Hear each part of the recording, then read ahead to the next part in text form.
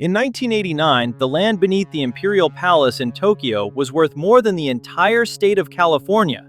A single golf club membership cost $3 million. The Tokyo stock market had just hit 38,916, a number it would not see again for 34 years.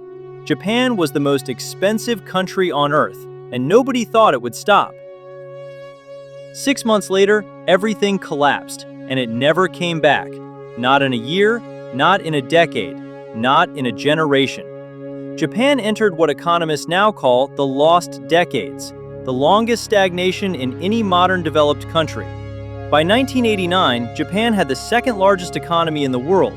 GDP was roughly $3 trillion, behind only the United States. Japanese companies were buying everything. Mitsubishi purchased Rockefeller Center in New York. Sony bought Columbia Pictures.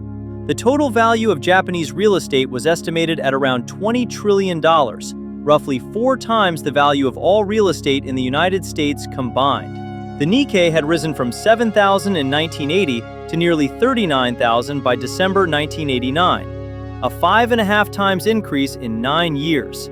Behind all of this was one thing: cheap money. The Bank of Japan had kept interest rates low through most of the 1980s. Borrowing was almost free. Companies borrowed to buy land. Banks lent against that land. The land went up. They borrowed more. This is what economists call an asset bubble, when prices rise not because of real value, but because everyone believes prices will keep rising. By the late 1980s, Japanese banks had lent more against real estate than the entire GDP of the country. The system was built on the assumption that land prices could only go up. Then the Bank of Japan raised rates 5 times between 1989 and 1990, from 2.5% to 6% in just over a year. The intention was to cool the market. The effect was to destroy it. Stocks fell 50% in 2 years. Real estate began a decline that lasted over a decade, losing roughly 80% of peak value in major cities. Companies that had borrowed against inflated land were suddenly underwater. Banks were technically insolvent, but nobody admitted it. This is where Japan made the decision that defined the next 30 years. Instead of forcing banks to recognize losses, write down bad debt, and restructure, the approach America would take after 2008, Japan allowed banks to keep bad loans on their books. Regulators looked the other way.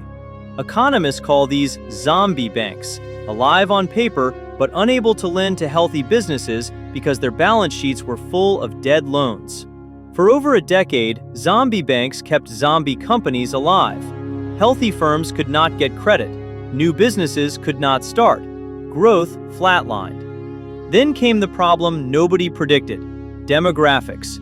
Japan's population peaked in 2008 at about 128 million. By 2024, it had fallen to roughly 124 million. The fertility rate dropped below replacement in the mid-1970s and never recovered. Today, it sits at around 1.2 children per woman, far below the 2.1 needed for a stable population. Fewer people means fewer workers, fewer consumers, fewer taxpayers. The workforce shrinks by roughly 500,000 people every year. Japan now spends approximately 1/3 of its entire government budget on Social Security for the elderly. The deeper pattern is not uniquely Japanese. When a bubble pops and cleanup is delayed, the damage spreads into banking, into credit markets, into business formation, into demographics, because young people in stagnant economies have fewer children. Japan is stuck not because of one mistake. It is stuck because the first mistake triggered a chain where each effect reinforced the next. Delayed cleanup created zombie banks. Zombie banks killed growth. Dead growth produced deflation. Deflation discouraged spending. And demographic decline made every one of these problems worse. Here is what makes Japan's story so unsettling. In 2024, the Nikkei finally crossed 39,000, surpassing its 1989 peak for the first time in 34 years. Adjusted for inflation, investors who bought at the peak are still underwater. No stock market in any major economy has ever taken that long to recover. And the question that should concern every developed nation is simple. Japan was not run by fools. It had the best engineers, the highest savings rate, the most disciplined institutions. If it happened there, the question is not whether it can happen elsewhere.